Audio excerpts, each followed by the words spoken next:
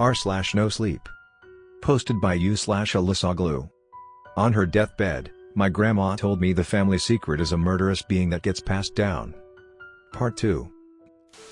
After I finished reading the first letter from my grandmother, and looking into my grandfather's death years ago, there was an uneasy feeling in my stomach that just never seemed to diminish.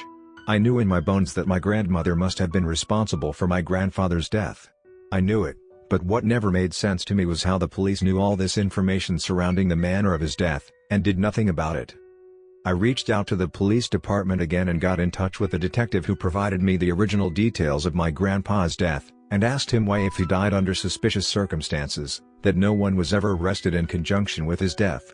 According to the lead detective assigned to the case, they had never seen anyone murdered in quite the same way that my grandfather was. There were 2 detectives assigned to the case before him, but neither could stomach the explicit details of the case, and asked to recuse themselves.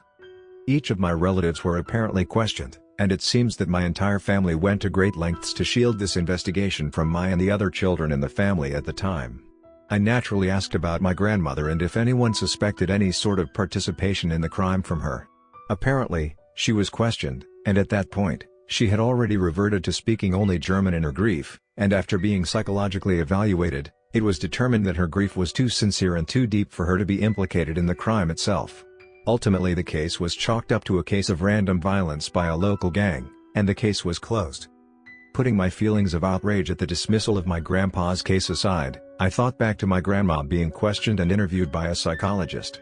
There's no denying that her grief was real, and I knew firsthand just how deep that grief and feeling of loss for my grandfather was, but no one stopped to question just why that grief was as deep as it was. While investigating the case again, I had put the letters from my grandma aside, mostly because I was too afraid to read what came next.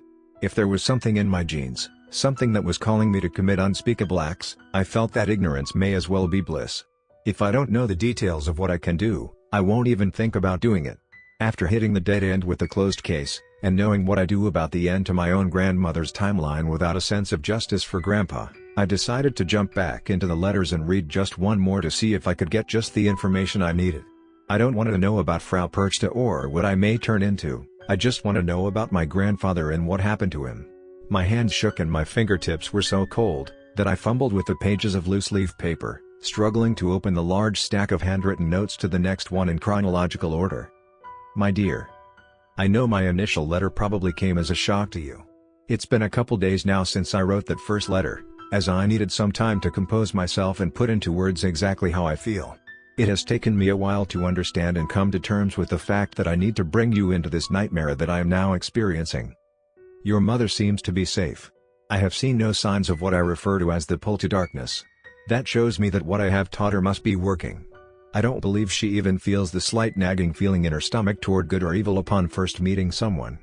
In order to teach you what I've learned throughout the years on how to contain the feeling that I know is inside of you, I must explain to you my past in an attempt to show you that what I say is true, and you need to be diligent in avoiding giving into the pull at all costs. As you know, I grew up in Germany in a time where my country was incredibly turbulent. When I was young, we had felt the hardships brought upon us from the First Great War, and we could feel the palpable tension as time went on, pushing us toward a then unknown fate. You know by now that the tension was pushing us toward World War II, and the atrocities that were committed in my home. I was too young during the height of the violence to participate in what my mother called the resistance, but I was old enough to witness what was going on around me, albeit from the eyes of a child. Grandmother was elderly, and I know now that she was in the process of passing down the accompaniment of Frau Perchta to my mother. My grandfather had passed away in the First Great War, and my father was fighting in the Second, so it was just the 3 of us at home at all times. My grandmother and mother would sleep until late in the mornings, leaving me to do most of the morning chores myself.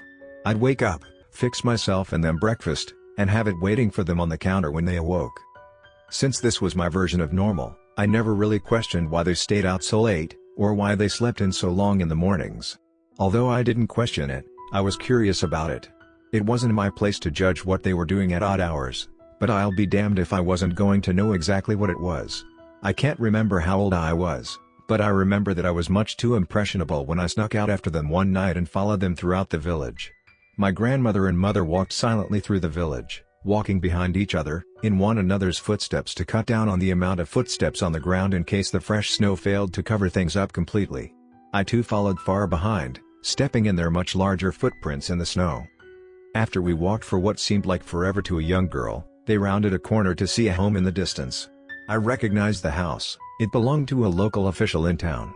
As a child I wasn't sure exactly what he did, but I knew that he always wore a red armband, and seemed to order around people in town, and no one seemed to question him. At my old age now I understand exactly what he was, but to my naive brain, he was just my neighbor. My grandmother and mother split, mother walking up to the front door, and grandmother walking around the home to a nearby window, pushing it ever so slightly and positioning herself directly outside of it. I hid behind a nearby tree, shivering in the freezing night air, and I was sure that someone was going to be able to hear my chattering teeth from this distance. Mother silently entered the home, and seconds later, I saw grandmother's attention grabbed by something inside of the window as she quickly sat up a little bit straighter. She watched with wide, knowing eyes at something inside of that window. It went on for what seemed to me to be forever, but in actuality was probably only about 10 minutes. Grandmother suddenly rifled around in the show, and grabbed 2 handfuls of the ground, and handed them through the window to what I assume was my mother on the other end, patiently waiting. Grandmother then accepted some silent cue, nodded her head, and pulled the window shut. She then retraced her footprints back to where she and mother split, and mother walked out of the home as silently as she entered. Except now, she was covered in a dark liquid all on the front of her dress and her coat. In the moonlight it looked like a sticky black substance covering the front of her body. Her hair was perfectly in place as it usually was, but even from my hiding place, I could see the whites of her eyes. They were wide with a mix of terror and excitement that I had never seen before. Grandmother simply grabbed my mother on both shoulders, stared her in the face, nodded, and turned around and started walking home. Mother followed, and after a few moments I followed as well.